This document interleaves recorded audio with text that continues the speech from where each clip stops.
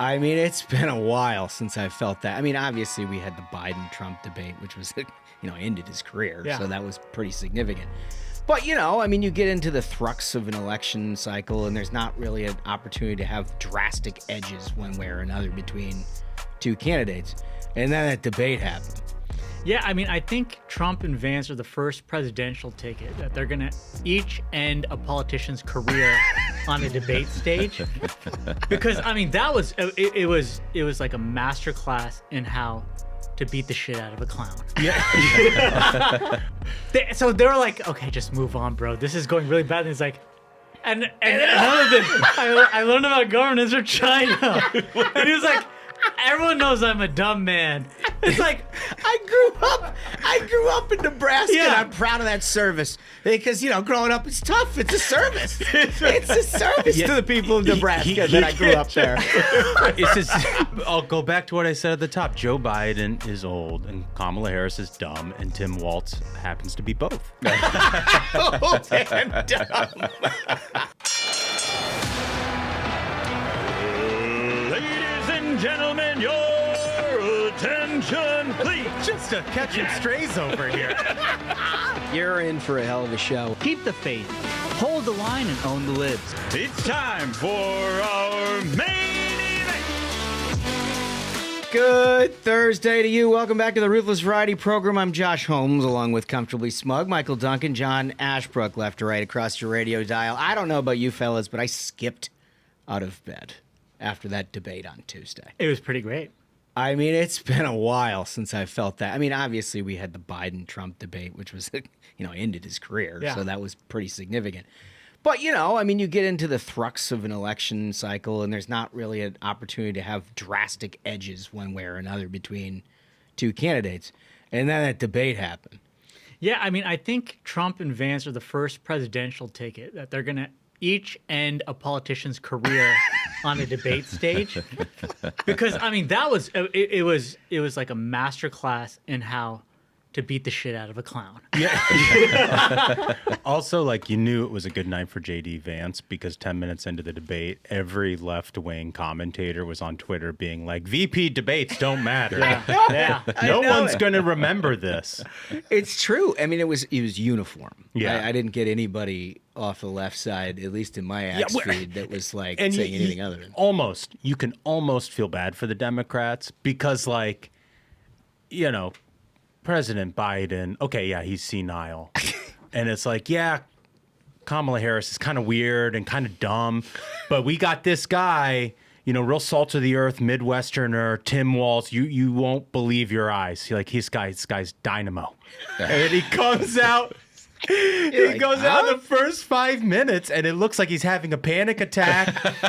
He confuses Iran for Israel, says Israel has proxies. He says the word fundamental 3 times in 20 seconds. I mean, the guy was just melting on national television. it was incredible to watch. Incredible. I didn't feel bad for them at all because, once again, CBS, the entire network, it was 3-on-1 against JD Vance, and he stood there and he did masterfully. And if you think about it, really, it's actually more than 3-on-1. They have 1,000 people who are prepping for this debate. Here's where you fact check him. Here's how you're going to get him with the zinger after he finishes what he's going to say. And he bodied CBS to the point where they turned off the mic. And I think them turning off the mic actually made the point because JD was going into a fact-based argument that is a little bit weedy, but you knew that CBS was like, oh, no, he's right, we're wrong, cut him off. CBS wanted to have 90 minutes of propaganda, and so they had to cut the mics because they were worried a debate might start. Yeah, I know. We're going to get to a full breakdown of the debate and why you should be pretty happy about the way things went. We've also obviously got to discuss Iran, the missile attacks in Israel, what could happen on all of that, the ramifications of it. Is it a war? I don't know. We're going to talk about all of that. But we also have some special news. We announced on Tuesday that we were doing a third episode. And there's no probably better way to kick that off than just an absolute home run, and you're going to get it tonight at 5 o'clock. So set your set your calendar reminder on this one. Yeah, you're gonna want to see this. You're going to want to see it. Trust me on this. This is as good as it gets. We're very excited about it. Excited to be able to do it. Yeah. And you're going to get a month of a third episode, and we'll see where it goes. Pretty excited, fellas? Pretty excited. It's gonna be Dude, amazing. Pumped. It's just bringing A games. I love it. I love it. We love this time of year. You know, it's like our Super Bowl or something. We're right here. I mean, November is right around the corner. Everyone, especially after that debate, is hyped up, ready to go. Heck, ballots are even already out. Let's just go out there and win this thing. Yeah. So just remember, this is going to be live on YouTube at 5 o'clock. The audio will go up immediately following the conclusion of that episode. So you're going to get, if you're an audio-only listener, you're going to get it too. You're going to want to tune into that. Your Friday morning commute is going to be a beauty because this is great stuff, and we're very excited. So let's get back to this debate for a second. We've got some clips that I think sort of like set this up better than anything we can say. Can we go to clip 4, please, Spaghettis?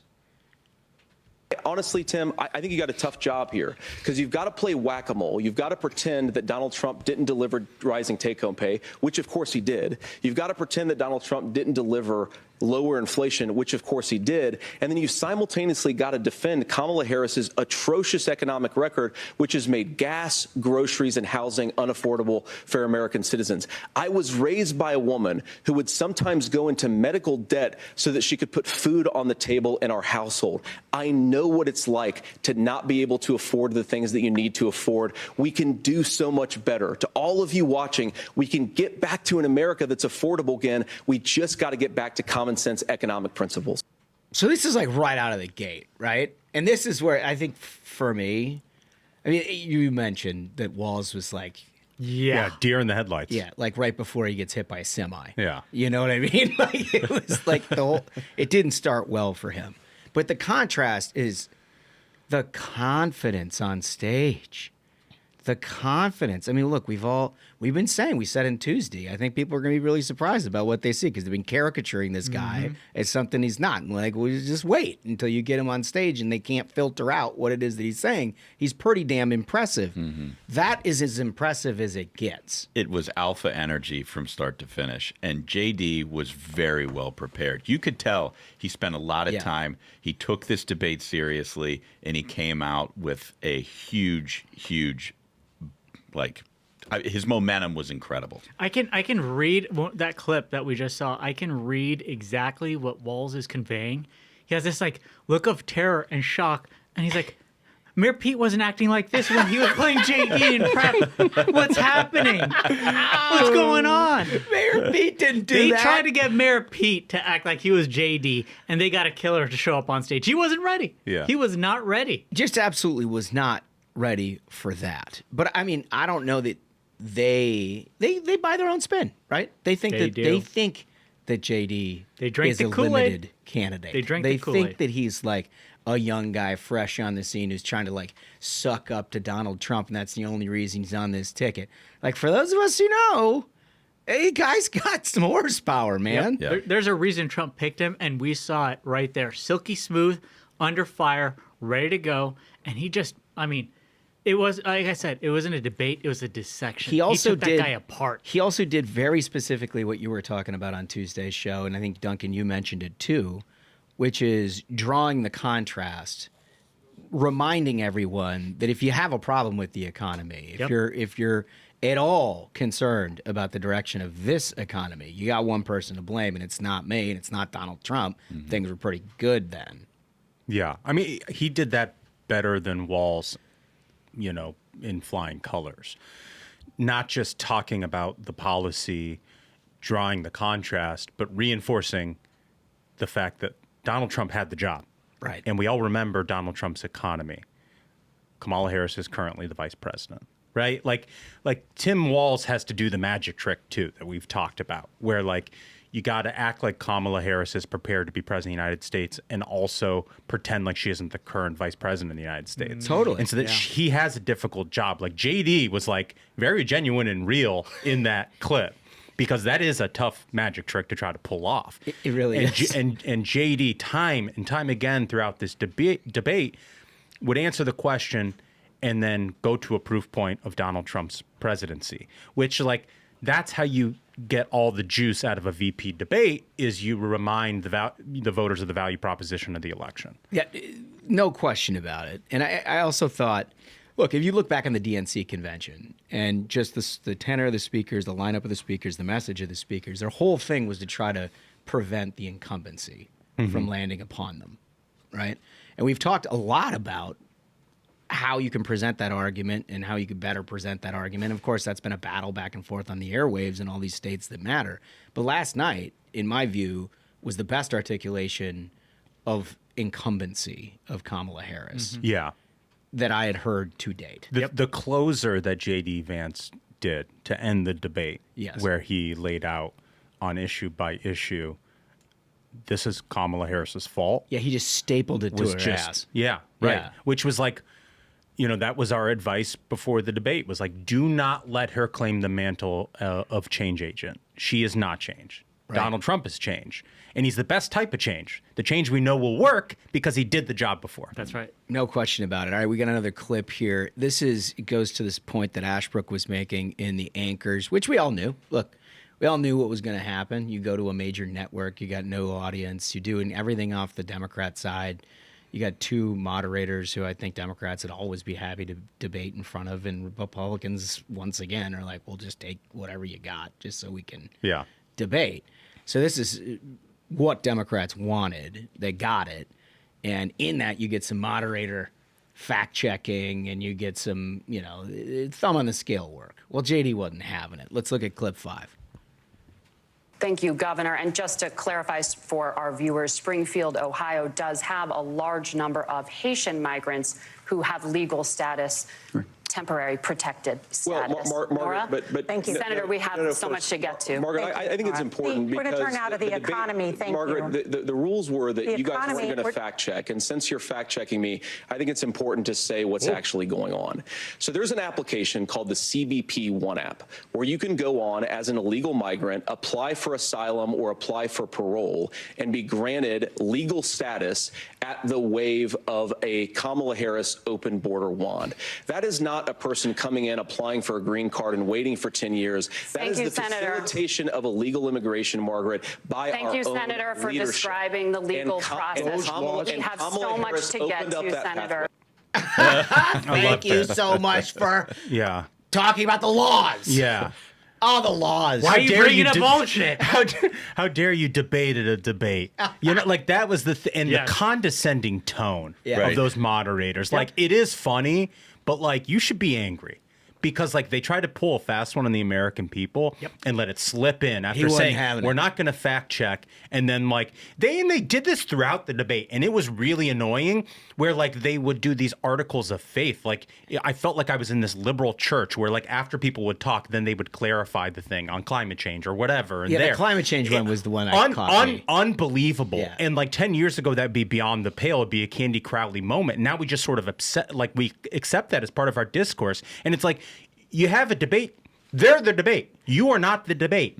Like, know what your job is. And that's the thing is they were substantive. They were having a discussion right there, which is a huge deal. Yes, this app, Bill Melugin, who was on Twitter last night, who knows probably the crisis at the border better than anybody since he's there every day, was like, what JD Vance is saying is absolutely true. Once the Harris-Biden administration started using this app to instantly greenlight illegal immigration, this became a big problem. JD Vance is making so many American citizens who are going out to vote aware of this problem.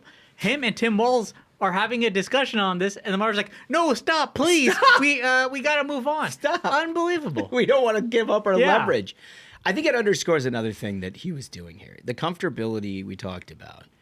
But JD had this ability last night that is rare amongst any politicians, regardless of your skill set, on a national stage of a debate of this kind of import, which is he was listening.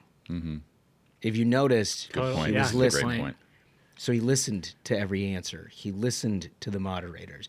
Like, so often you get into a point where you don't want to make a mistake and you've got your message and you know what you're supposed to say. You say it. Yeah.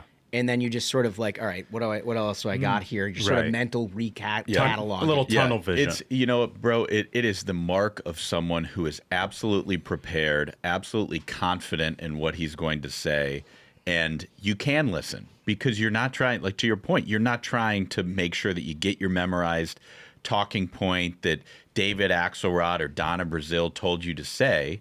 It's like you have digested the information. Yes. You're completely unconflicted about the answer you're providing because you know it's right. And so you can listen to the people around you. I think the other thing, and just back to your point on the first, section about common sense, like JD comes from a position of common sense. That makes it super easy for your answers to ring true to the audience.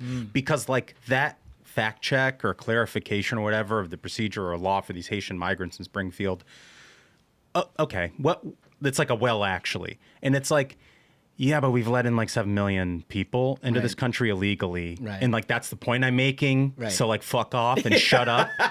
You know what I mean? And like the American people know that. Like, you can't be like, well, these Haitian migrants have the right TPS report, so the border isn't open. And it's like, that is so fraudulent for every person who's watching that, who lives in America and knows what we've gone through in the last 4 years. One other point I would make on that, it happened again when JD Vance mentioned the housing shortage.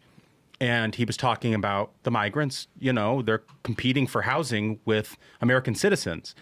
And they did a follow-up fact check to be like, I mean, how would you know? It was even worse than that. Walz. Yeah, said, right. What's your source on that? And they were like, hey, that's a good excuse point. me. What is your source? What is your on that? source? And he points out that the Federal Reserve said it in one of their studies. And not only that, like here's the other thing. The chairman of the Federal Reserve, to camera on national television when he announced he was cutting rates, pointed out that illegal immigration was ruining our economy. It was labor competition, housing, all of these. Look, we all saw that. We saw that 2 weeks ago. Right. That's why he dropped rates. And you're going to put yourself as the moderator into the debate to have him cite a source?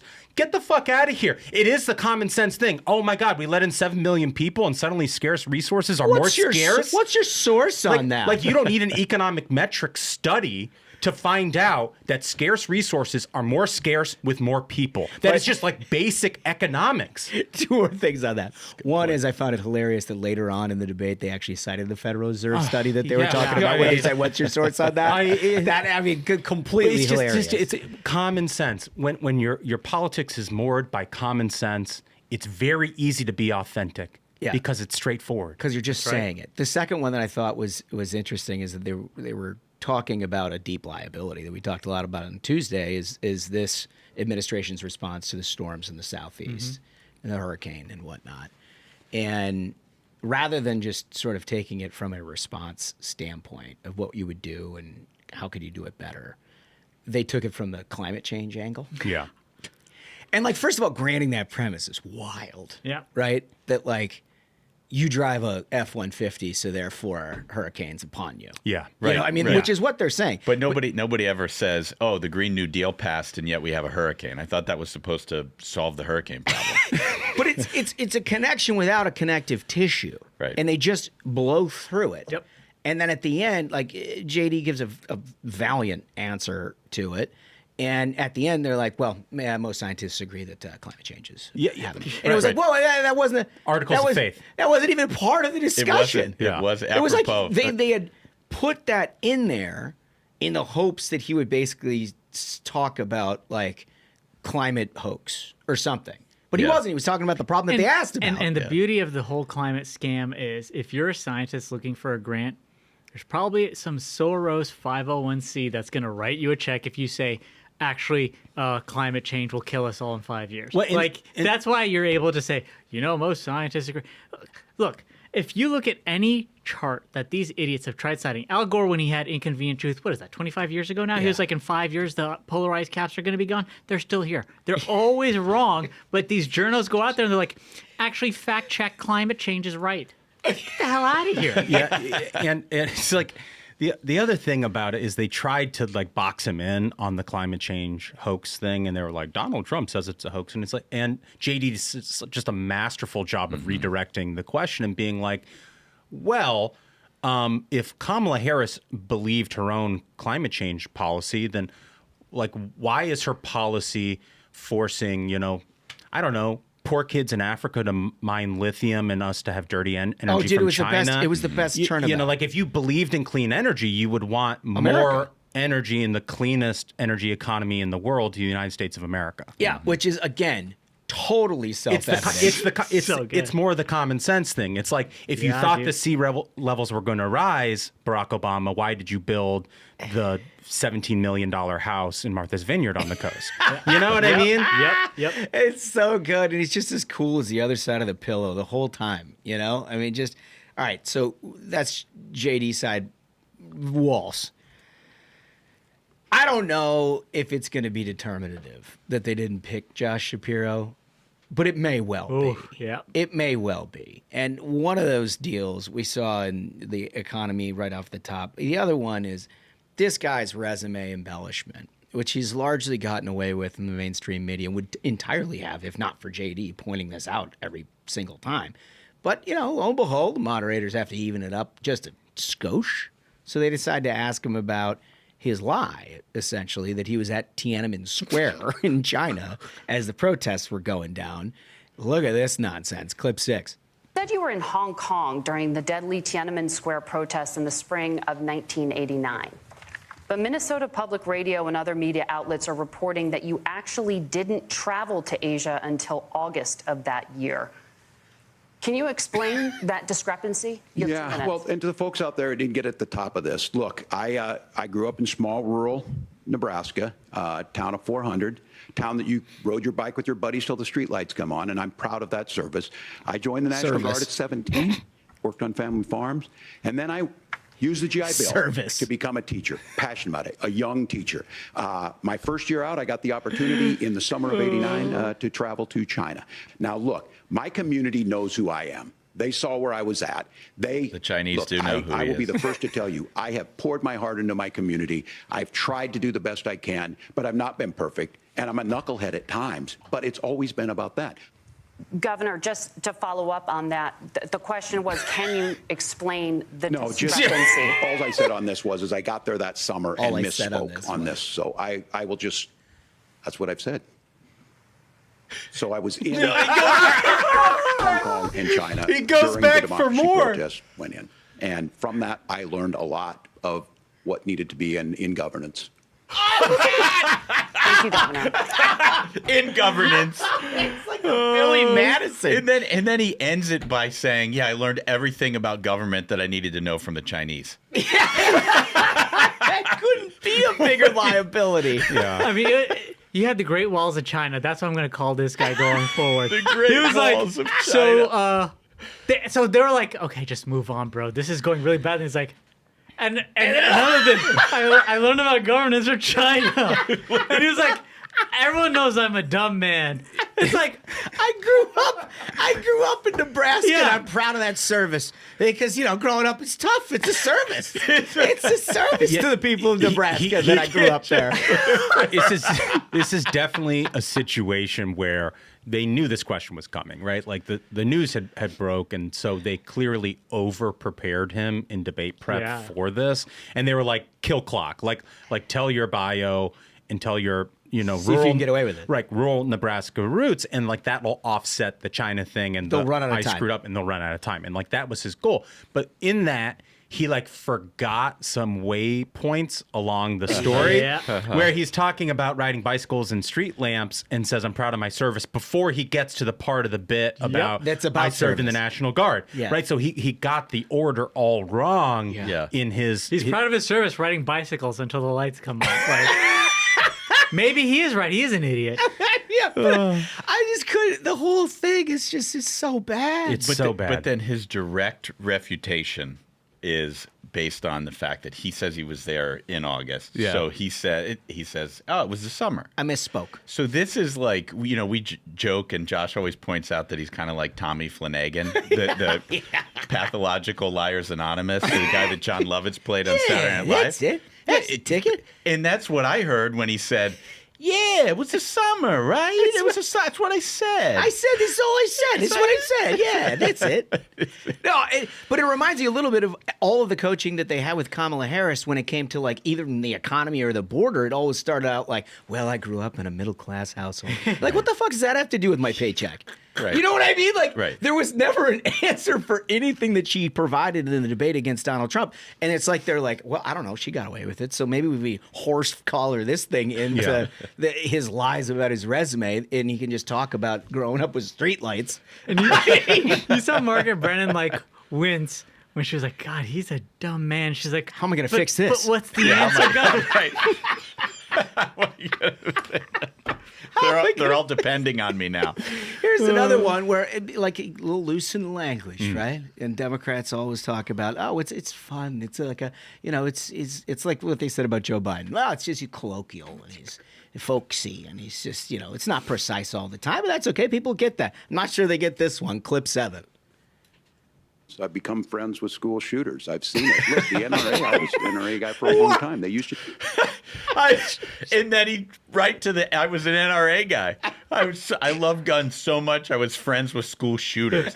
Get out of here. Tim Walz is like, that quiet kid in the back of the class was like, teacher, you're cool. Don't show up to class tomorrow. And he helped me out. What the fuck? This guy's, I understand he's from the school shooters. Did that just happen on a debate stage? Like, Kamala's prep team must have just, like, punched the wall at that moment. It's Like, way too much, did he dude. just say he's friends with school shooters? He sure did. It's just, I mean, It's clear as day. Friends with school shooters. I've seen it. Look, the NRA. I'll go back to what I said at the top. Joe Biden is old, and Kamala Harris is dumb, and Tim Walz happens to be both. Old and dumb. That is very funny. It's so good. So look, I mean, this was a wipeout. Yeah. This was as one-sided a debate as you're going to see this side of the Trump-Biden debacle in June. It couldn't come at a better time because there's a resetting here in October as people are casting ballots. They need to frame this race up right. You're watching a lot of ads. You're hearing a lot of arguments. People are trying to muddy water on liabilities and whatever. But the basic framework needs to be crystal clear in the mind of most voters in order to get to 270 here for the Trump-Vance ticket. The framework that JD laid out is 100% accurate. It's lock steel. I mean, it is impossible to argue with. She is in charge of all of the problems. If she has all these ideas, where were they? And is it this guy that you're going to try? And by the way, the biggest liability that any Republican taking a stage in the last 2 years has is the question about abortion and how you handle it.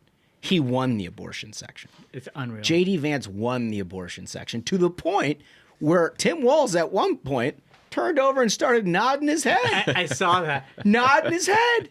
Like, this is, I can only imagine what the Kamala Harris people were. They're like, make abortion? him stop nodding. On abortion, you're nodding your head? Stop nodding. Yeah, I mean, if they Must can, have been a panic. if the Trump team can find a way to put that in an ad, I think it would be good defense on an issue that's tough for us. Yeah, I totally agree. Well, one other thing I want to say, and I know I'm just sort of beating a dead horse on I hated these moderators, but like when the moderator was like, JD Vance, you supported a national ban on abortion after 15 weeks. And it's like, wait, so hold on. So we're calling every regulation of National abortion a national ban now. If federal legislation is a national ban. Imagine them. imagine a moderator or a journalist saying, well, you want a national ban on guns because you want to get rid of like drum magazines on assault rifles. Yeah. That's It's the same. It's the same. That's the same. Yeah. Right? It's like every framing of an issue or question was so loaded against JD Vance, and he still found a way to rise above all three of them. Never let it get to him. It was just as cool, calm as you could get, and he helped. Because I could never do this, dude. My fuse is so short. I You'd be would have just tipping been over the screaming. lectern. Yeah. Just like in their face. The old man. Call whatever you want. What, is that in your talking points? Did the Democrats give you those talking points? Like, hey, let's go backstage and see if we can get you a podium too. You can come up here and debate me as well. Unbelievable. Truly amazing. It was a one-sided ordeal. The question is, and this is our question of the day for all of you. Remember, like and subscribe as you're watching this on YouTube. You can do this in the comment section wherever you get this from an audio style. Will this debate move the needle? Good right? We question. don't have audience numbers quite locked down yet, but I think there are more people than generally watch a VP debate because of the interest in these two people have just sort of arrived at the scene, from the national scene anyway. And to the sense that people tuned in, I don't think you could come away with a different point of view than one we just expressed. But do you think it will move the needle? Will this change anything in the eyes of those key outstanding votes in the states that matter? Interested to hear from you who live in those states about whether or not any of these things. So when we come back, we're going to get to your comments from Tuesday's episode, is what did JD need to do to beat Walz? Some interesting stuff there right after this. Cyber attacks are on the rise, with corporate megastores falling victim to data breaches that expose your private information. Now these same megastores are lobbying D.C. politicians to pass the Durbin-Marshall credit card bill. This bill will leave you even more vulnerable to credit card cyber attacks, while Walmart and Target pocket billions in additional profit. Don't let them get away with it. Tell Congress to guard your card, because Americans lose when politicians choose. Learn more at guardyourcard.com. Okay, coming back with your comments. Recall on Tuesday we asked you what did JD need to do to beat Walz, and it seems to me like you had a lot of thoughts that were turned out to come to fruition. Let's start with the voice. First one comes from Michelle Lewis, and Michelle writes, aside from painting Walz as a left-wing lunatic, JD Vance needs to drive home the fact that, I think she's saying that Harris is in charge, and that we are not better off now than we were 4 years ago. Walz will try to deflect it with all his jazz hands and high kicks. Very funny. I never thought I'd have JD Vance as number one on my hall pass. Whoa! Michelle Whoa, Michelle! Yeah. I mean, naughty! I mean, she ain't wrong. I mean, JD Vance, he looked handsome last night. He did look handsome. I'm saying if she dropped that comment before the debate. You're right. After After that, the hall pass is actionable. Yeah. That's not good. It's better than the neighbor, but it's still something. Michelle, thank you for that. Doug's, what else we got out here? This comment is from Dallas Pierce. I love that name. It's like a character out of Friday Night Lights. Yes, such a solid name. Dallas Pierce writes, I think JD destroys Walz by repeatedly sticking to Walz's radical record on abortion, transgender minors, and tampons in boys' rooms. Boys' rooms. Okay. Also by staying on his service in a war zone lies and stolen valor. I know props aren't allowed, but I hope he's able to get his hands on one of Walz's stolen valor congressional challenge coins. All of this will fluster Walz so bad he will show a glimpse of rage he's capable of and lose the Midwestern dad image. Well, so we didn't get a lot on the stolen valor front, which was, I think, more of a head fake from Team Trump. Yes. You know, to try to get into Walz's head. Yeah. And it clearly worked. As we saw in that clip that we played, he was so amped to defend his record of service that he literally said it apropos of nothing, talking about street lamps and bicycles. So clearly threw him off his game. So good head fake. Yeah, it was a good head fake. It was very good. Smug, what else we got? This is from Melissa on the Go. She writes, what JD Vance needs to do tonight is show the stark contrast between what a competent man with a plan looks like and what a dishonest and inauthentic buffoon of a clown looks like. After 4 years of chaos and confusion about who's in charge, Americans want to know somebody is going to confidently grab the reins and take command and control of where this country is going. Right now, it just feels like we're careening off a cliff and the power steering is out. Oof. Absolutely nailed it. That was a brilliant call. Yeah, I mean, great that's image. Michelle or Melissa on the go hit exactly what happened. Bingo. That is Called it. That is exactly Cash you called that it. ticket. Hats off to you, Melissa. Great work. All right, so it's a hell of a debate. Meanwhile, there's a lot of important stuff going on around the world, may have implications for us, and we're talking, of course, about Iran and the missiles that were launched into Israel and how that affects perhaps a global conflict. We'll get to all of that right after this. Folks, let me tell you about my friends at Americans for Prosperity, America's largest grassroots organization. Americans for Prosperity is out there every day fighting for you. Their goal? Reignite the American dream. AFP's priorities are simple. Secure the border, end inflation, make energy more affordable. And AFP gets results the old-fashioned way through grassroots activism. They bring together like-minded conservatives, turning them into a grassroots army and defeating the left's terrible big government agenda in the states and in Washington. And that's where you come in. With the media, celebrities, and universities stacked against us, it's the grassroots that will help us win. So please find an Americans for Prosperity chapter in your state and get in the fight. Go to americansforprosperity.org. All right, so by now you're all very familiar with the fact that missiles were launched from Iran into Israel. Last count, some 180 plus missiles. And these aren't the rockets that Hamas and Hezbollah send that the Iron Dome is perfectly capable of taking care of. These are ballistic missiles fired across a continent that are significantly more difficult to try to shoot down. Some of them made it through. It is a massive escalation in what has been a torturously bad foreign policy from the Biden administration from the jump. To me, this all starts with this infamous Jake Sullivan clip said one day before October 7th, now about a year ago. If we can go to clip 1, please, Spaghettis. And what we said is we want to depressurize, de-escalate, and ultimately integrate the Middle East region. The war in Yemen is in its 19th month of truce. For now, the Iranian attacks against U.S. forces have stopped. Our presence in Iraq is stable. I emphasize for now because all of that can change. And the Middle East region is quieter today than it has been in 2 decades. That was about 24 hours before the October 7 attacks that have now launched a year-long war in the Middle East. He's like, Iran is eerily quiet, like they're working towards something. Yeah. Maybe we're doing a good job, guys. And you juxtapose that, and I think JD Vance talked a lot about this on Tuesday, but you juxtapose that with the way that the Trump administration had handled this, with the Abraham Accords, with this huge growth in not only relationships between Israel and Saudi Arabia, Qatar, others, but commerce. Yep. And that a real normalizing of a relationship that was headed all in the right direction because at the outset they also bankrupted Iran. Yes. Yeah. That's the most critical part of this whole situation is, yes, Trump is right when he says none of this would be happening because we saw none of it happening when he was calling the shots. He had a holistic approach to the Middle East. It was incredible.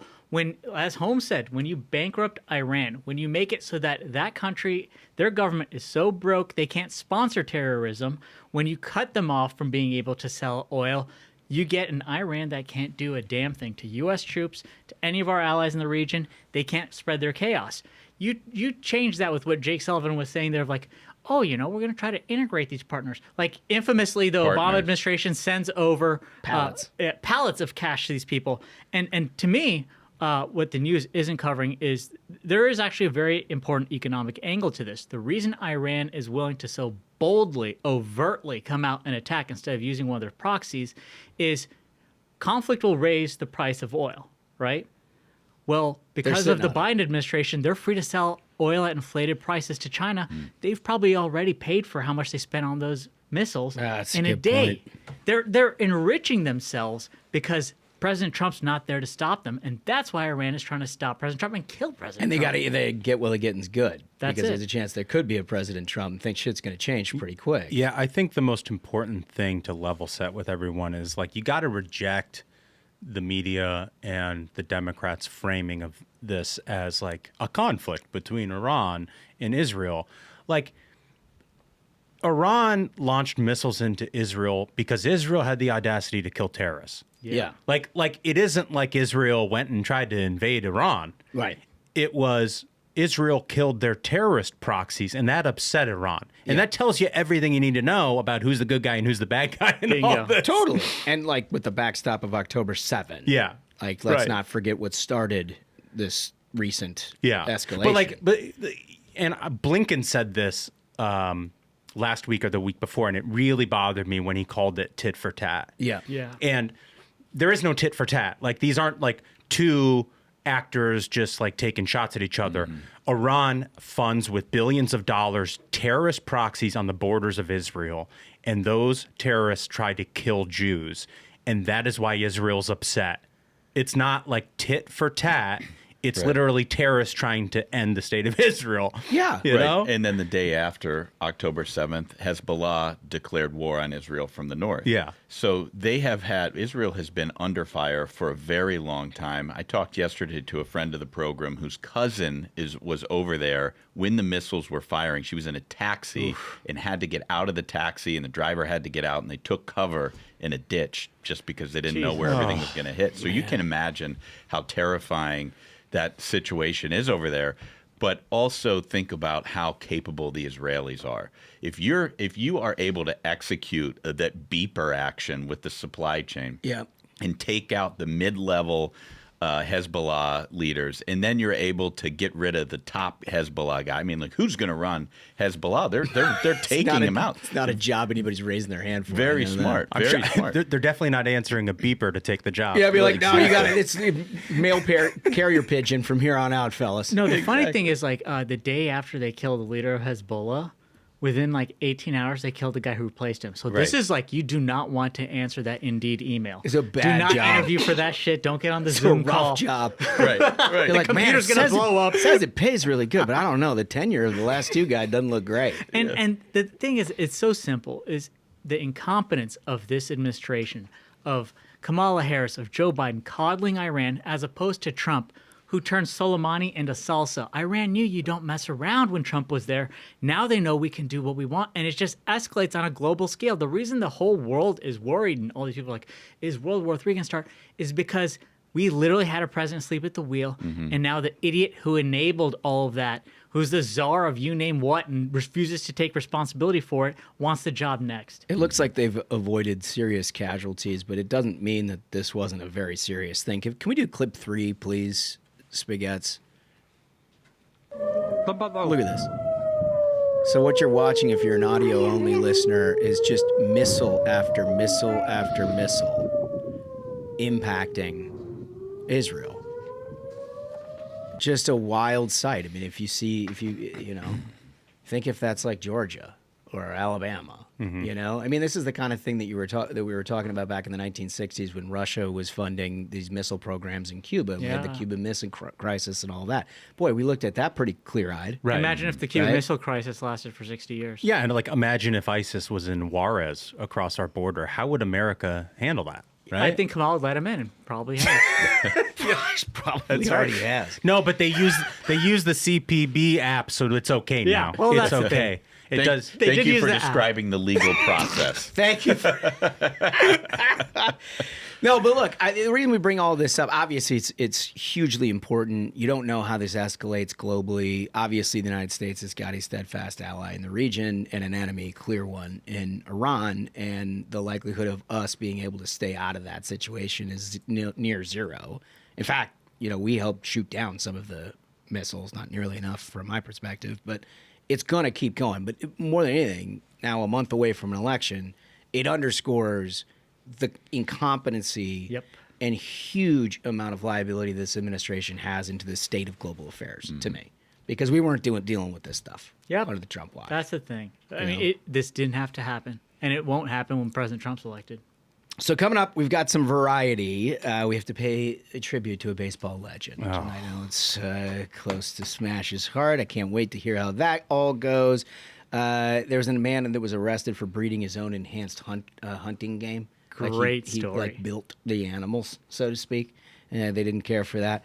It's not the animal you think. But we'll get to all of that right after this. Ruthless is sponsored by BetterHelp. Look, social media can make things stressful these days. Whether you're arguing with somebody on Twitter about the election, or you're laying in bed and your wife is showing you pictures of her best friend's vacation in Hawaii.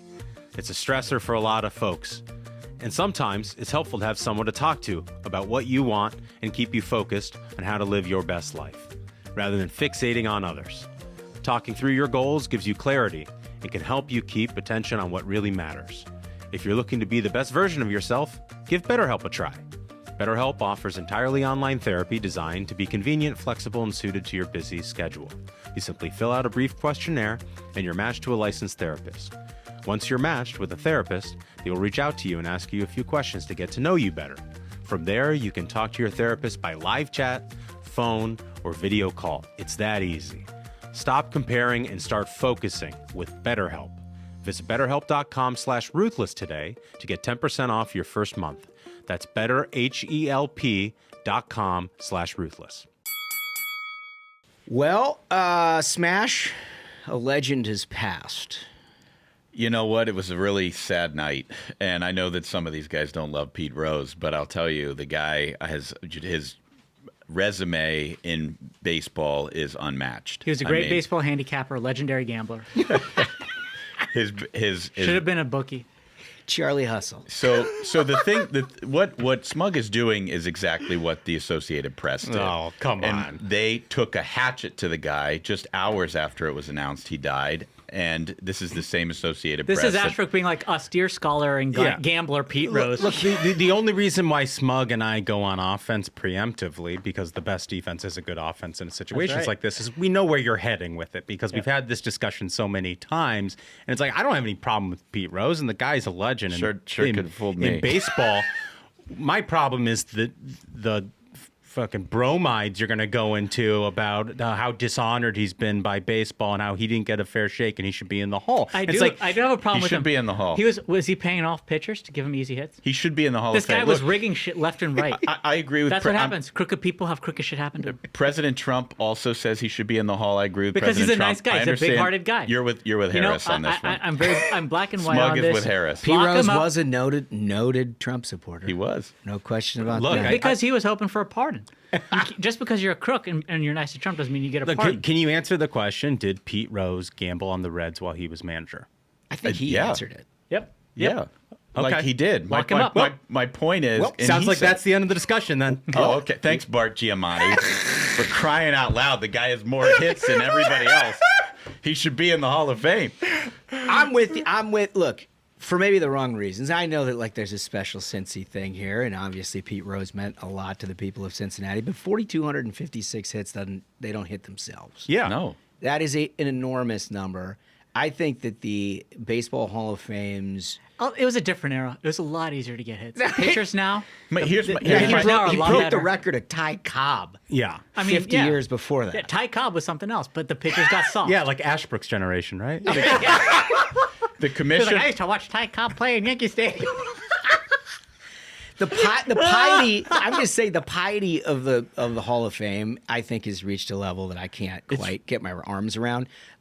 Should Pete Rose go into the Hall of Fame as a manager? Certainly not. He was gambling on his own team. That's terrible. 4,256 hits. That's something nobody else has even approached. And then, you look at guys like Barry Bonds. Does Barry Bonds not deserve to be in the Hall of Fame? Of course he deserves to be. I think so. Pete Rose should be enshrined in Las Vegas at the Las Vegas Sands Sportsbook. One of the greatest. Okay. That is a great sports Put his book. photo up on the wall. Yeah, you might be able to find his There, too. spirit there signing autographs for $50 a pop, because I think that's pretty much where he was reduced to at the end of life. But I'm with you, Smash. I think he should be in the Hall. Yeah. Another Ohio crook. Okay.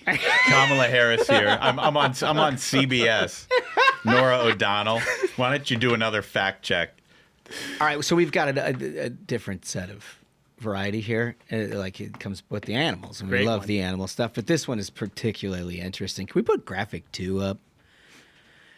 Okay, so these are sheep, Marco Polo sheep in particular. And according to The Guardian, an 81-year-old Montana man was sentenced on Monday to 6 months in federal prison for illegally using tissue and testicles from large sheep hunted in Central Asia and the U.S. to create a hybrid sheep for captive trophy hunting in Texas and Minnesota. So that image, I wish it was like they had a person next to it for scale. To appreciate this, yeah, you should be on YouTube because you get to see these sheep, but... Those things, for reference, are about as big as an SUV. Yeah, they're just massive. He's basically making super monster sheep that you can shoot. And the horns are absolutely majestic. Oh, yeah. Majestic. Yeah. And can you put that on the front of a Cadillac, it will take the entire thing up. Can we step back for a second? They're called Marco Polo sheep. Yeah. So the Italians named these sheep after themselves. In Central Asia, no In less. Central Asia, Yeah. Kyrgyzstan. Yeah, He was on the Silk Road and he spotted a sheep and he's like, "Oh, mamma mia, I'll name it." Didn't the Italians steal spaghetti from the Chinese? They're doing the same thing again. That looks like my sheep. Oh my God, this is unbelievable. Hey, give me your balls. Give me your balls, sheep. No, so the U.S. District Court Judge Brian Morris said that he struggled to come up with a sentence for Arthur Jack Schubarth of Vaughan, Montana. He said he weighed Schubarth's age and lack of a criminal record with a sentence that would deter anyone else from trying to change the genetic makeup of the creatures on Earth. So he fined him $20,000 and ordered him to make $4,000 payment to the U.S. Fish and Wildlife Foundation. And he sentenced him to 6 months. This is an injustice. Yeah, and then he's got to self-report to a Federal Bureau of Prisons medical facility. No. This guy's a hero. This is bullshit. This is an injustice. I think this is one of those Biden judges who's gone too far. Like, he's letting Fauci run amok in labs, but this guy just breeds some big sheep to shoot. They're not being unleashed from China. They're being put in a pen and you just blow their heads off. Well, we talked This about guy's this a with hero. dinos. Yeah. We talked about this with Diane. Like, we had, I mean, this is like going back 2 or 3 years. We had a long form discussion on this program about whether or not you would want to reconstitute like a T-Rex in order to shoot it. And then Duncan talked about eating the vestigial hams. Well, the vestigial arms, because they're vestigial, they don't get a workout. I assume the meat would be incredibly tender. It's like chicken wings, except like Yeah. 4 feet feet both long. arms to eat it. Gigantic What flats. Dude, I would take them right to B-dubs and I would go with all the sauces. You'd have an opportunity. Give me some fire sauce on this vestigial arm. I mean, no, but like, look, he's breeding them to hunt them. I also like that, by the way. He's like, fuck, I've shot everything here. Yeah. I need to give me the sheep. Give me the balls off. Well, Right, so sheep. it's- I'm gonna make a super sheep. This is the thing I don't understand. Like, you're allowed to hunt them in Kyrgyzstan, but you're not allowed to hunt them in America. Never in my entire life would I have thought that Kyrgyzstan was more free than America. That's the problem. Yeah, It's the cloning, I think, that they've. But it's put not there. cloning, dude. It was just making sheep. well, here's my complaint with Just making sheep, you know? Sometimes you gotta make sheep. Sometimes you gotta make.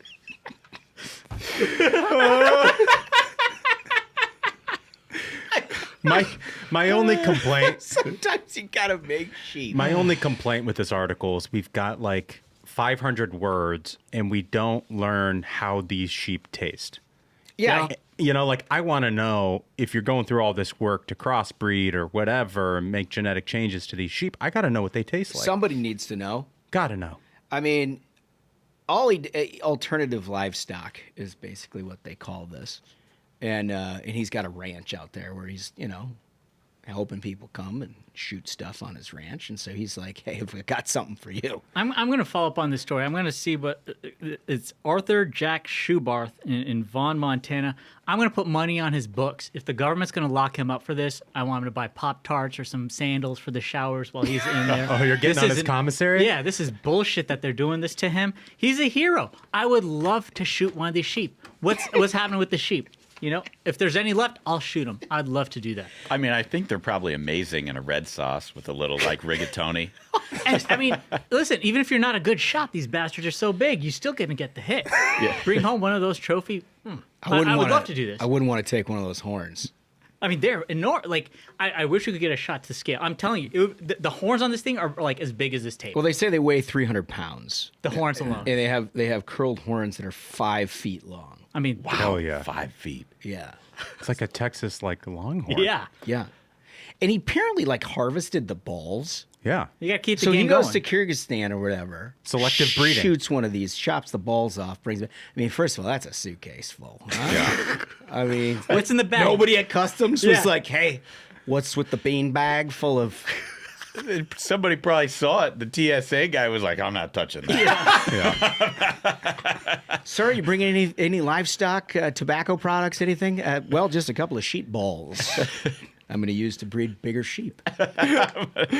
Oh, that's amazing. Okay, well, just remember our question of the day was, will the VP debate move the needle? Interested to hear in your own communities. Like and subscribe to the YouTube channel. That's the only way that we get to you, and it's the only way your friends are going to see the show. It's just part of the deal. Yeah, and you're definitely, if you're not subscribed right now, subscribe and put on notifications because, again, 5 p.m. Eastern. Today. Going to be huge. God, you're just not going to believe it. I'm dead serious. You're just not going to believe it. It's so good. I can't even. I wish I could tell you, but you're going to have to see it for yourself. Third show. 5 o'clock today. And with that, I think we did it. I think so. Absolute banger of an episode, gentlemen. Thank you so much, JD Vance, for absolutely destroying Walz live on stage. And thank you to the minions. Remember, like, subscribe, leave a comment, answer that, and put on notifications to catch the show at 5 p.m. today. So until next time, minions, keep the faith, hold the line, and on the libs. We'll see you on Thursday. Stay ruthless.